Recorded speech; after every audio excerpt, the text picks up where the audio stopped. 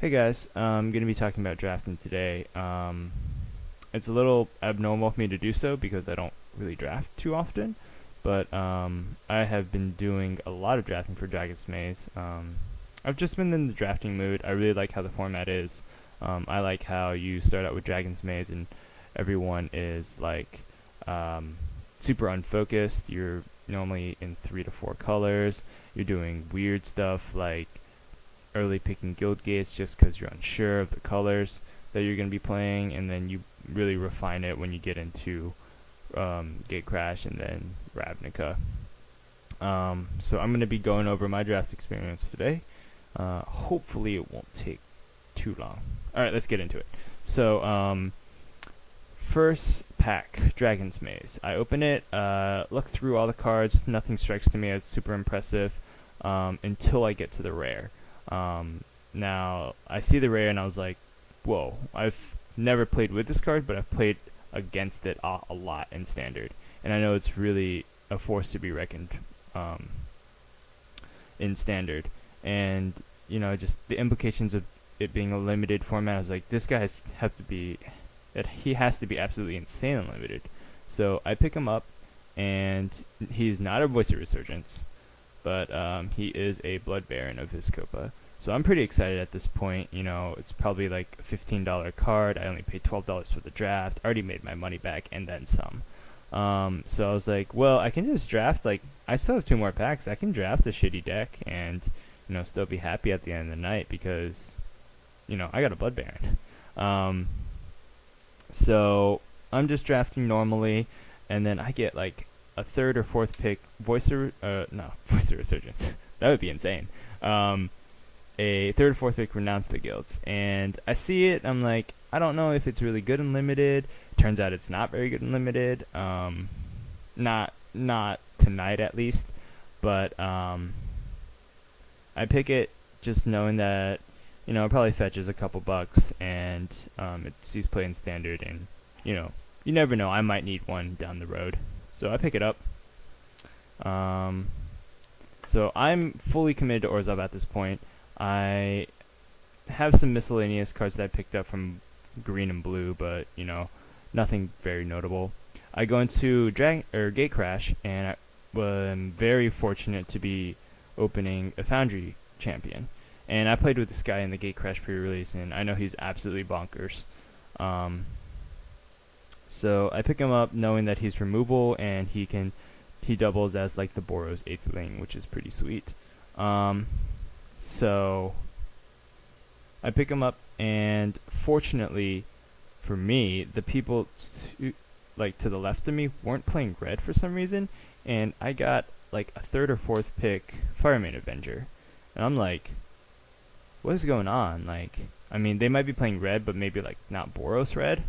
So I just completely shocked. I pick him up and I was like, this just confirms that I'm in these three colors.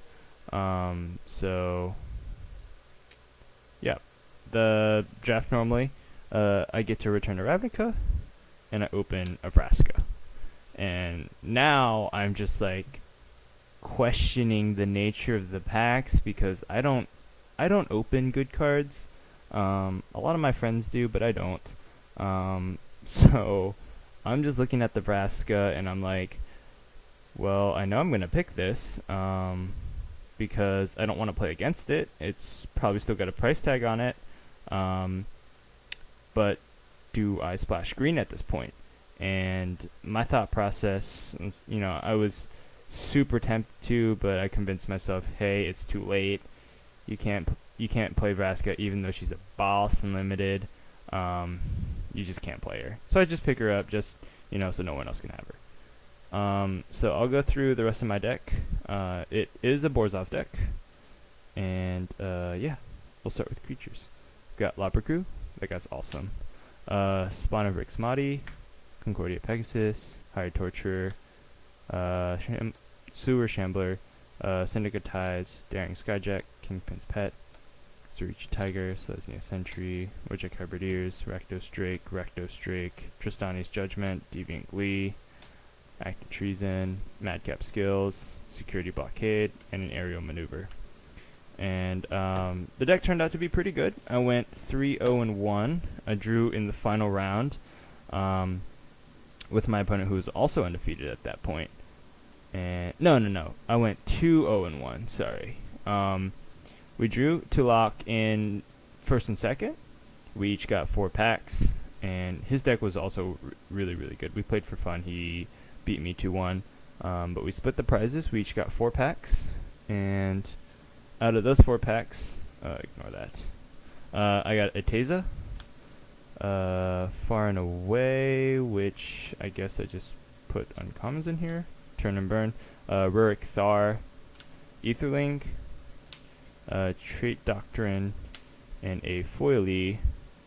I don't know if you guys can see that, but it's a foil Sin Collector. And then I got a cool foil Dispel from my friend who just drafted it. I saw it going around the table, but I wasn't in blue. I wasn't going to pick the foil Dispel just because it was cool. I mean, like, you know, it's drafting. There's, like, you pick, like, the $10 cards that don't help you, but you don't pick, like, a $1 card. But he gave it to me at the end and was super nice about it. He was like, hey man, I know you play a lot of blue. I don't play blue at all. Here's a Dispel. So, very fortunate. So yay for friends. Make a bunch of friends. That was my draft, guys. Let me know what you thought of my deck. My land split was pretty even. I didn't have any non-basic lands. 2 Guild Gates I drafted were Azorius and was not going to be splashing blue at all. So yeah, all this is going to be for trade.